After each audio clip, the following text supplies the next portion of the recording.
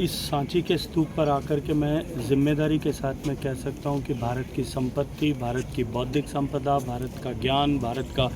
ऐश्वर्य और भारत का विकास पूरे विश्व भर के लिए एक आकर्षण का केंद्र था, एक कौतूहल का केंद्र था। हज़ारों सालों तक भारत को देखने के लिए, भारत को जानने समझने के लिए, भारत से ज्ञान प्राप्त करने के लिए, भारत से व्यापार व्यवसाय करने के लिए पूरी दुनिया भर से लोगों का आना होता था। यहाँ आकर के निश्चित रूप से इस गर्व की अनुभूति हो सकती है कि हमारा जो इतिहास कहीं हमारी पुस्तकों में लिखा दबा रखा है वो कितना गरिमामयी था। हालांकि इन सब थाती के चलते हुए भारत को कीमत चुकानी पड़ी, भारत पे आक्रांताओं ने हमला किया, भारत को लूटा गया, भारत को गुलाम बनाया गया।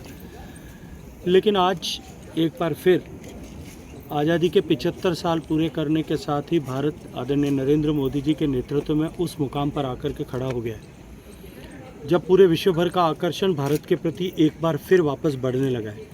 भारत की प्रगति, भारत का विकास, भारत का इंफ्रास्ट्रक्चर डेवलपमेंट, भारत का जीवन के विभिन्न पक्षों में विकास,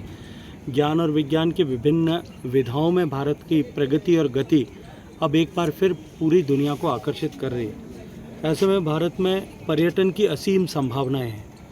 भारत जिस तरह से आर्थिक दृष्टिकोण से प्रगति कर रहा है और भारत में इस आर्थिक प्रगति के चलते हुए हमारे मध्यम वर्ग का साइज जिस तरह से बढ़ रहा है, भारत में दुनिया का सबसे तेज़ गति से पर्यटन जो है वो विकसित होगा, ये अब निश्चित हो चुका है। ऐसी परिस्थिति में माननीय प्रधानमंत्री जी के नेतृत्व में देश की सरकार और विभिन्न राज्यों की सरकारें और विशेष रूप से मैं मध्य प्रदेश में खड़े होकर के कह सकता हूं कि मध्य प्रदेश की आदरणीय मोहन यादव जी के नेतृत्व में सरकार जिम्मेदारी से इन सब पर्यटन की संभावनाओं के दोहन के लिए काम कर रही है, पर्यटन के विकास के लिए काम कर रही है। आज मध्य प्रदेश में 11 करोड़ देशी सैलानी प्रतिवर्ष आ रहे हैं। विदेशी सैलानियों के आगमन का संख्या दूसरे प्रदेशों की तुलना में कम हो सकती है, लेकिन मध्य प्रदेश में